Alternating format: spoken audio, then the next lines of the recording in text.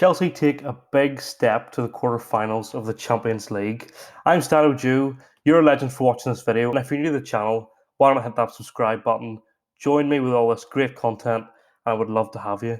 I'm just going to chat tonight about the Atletico Madrid Chelsea game that just happened there, just finished about 10 minutes ago.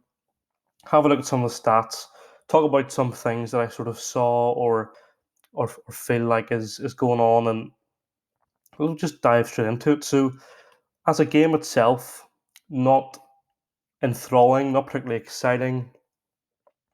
I feel like that was a result of the way that Atletico Madrid sort of set up. It always looked like they were playing for a 0-0, because then they could take the game in the second leg and really push forward and try and get the win. And I think you can see in the attack momentum meter that the game never, no one really ever had major dominance.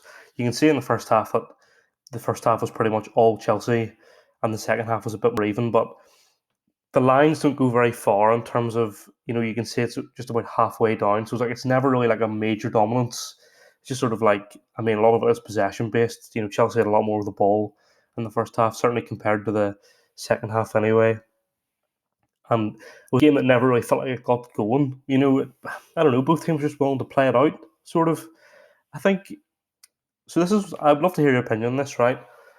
Because the first game's played in a neutral venue, I think the second game should be as well. Because what happens is Chelsea have gained an advantage there because Atletico Madrid never get a home tie.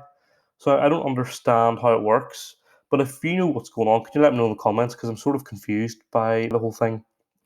And yeah, what else? So if we look at the stats, we'll see that actually really Chelsea had everything. Everything went Chelsea's way. They had more possession, a lot more possession, 64-36, more shots, more corners, even more fouls. You love to see it. And then when you look at the passing, 588 out of 680, over 85%. I always say that. You need to make sure you're over 85%. That is excellent from Chelsea. Athletic Madrid only managing 75%, which isn't really that good. Well, it's not that it's not good, it's just not good enough, really. And yeah, in terms of the majority of the stats, it was all Chelsea. If we go half by half, we look at the first half, Chelsea really did dominate the ball. It was just sort of like a lot of passing and a lot of playing. The first shot on target in the game came after 33 minutes, so that's sort of the game that you're looking at there. Not much happened. Even look here in the first half, the only thing that happened of note was that Mason Mount got a yellow card in the first minute. So really not much happened.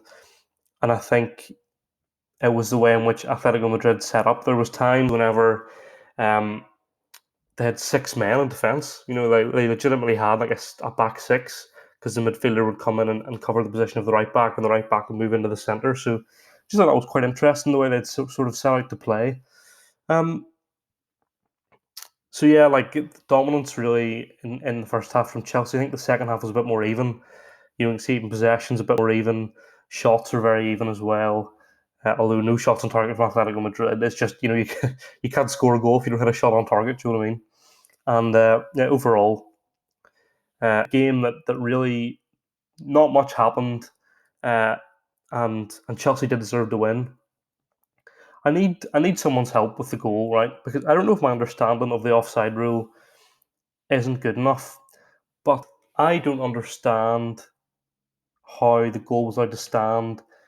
Because Giroud is in an offside position, so is it because it comes off the defender that it counts as a goal? I'm not sure I'm 100% understanding what's going on.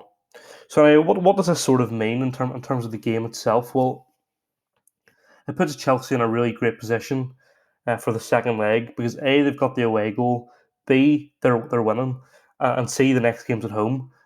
So it really is pole position Chelsea. I think it's now their game to lose. Atletico Madrid have a lot to do now to win this game. But what worries me more is, does this reflect a drop in the quality of the La Liga? Because Atletico are currently top of the Liga. They're 3 points clear, I think. And Chelsea are like 6th or 7th or something, maybe even lower. And yet, Chelsea never looked like losing this game at all. So I find that quite strange. Is the La Liga dropping in quality? Is something I don't know. I don't watch the Liga myself personally, so I don't know enough about it to really comment. But it just does seem quite strange that your best team from your league loses to a team that are like seventh or eighth in the Premier League. Um, what about individual player ratings then? Um, I think you can actually sort of see that both teams played rather averagely.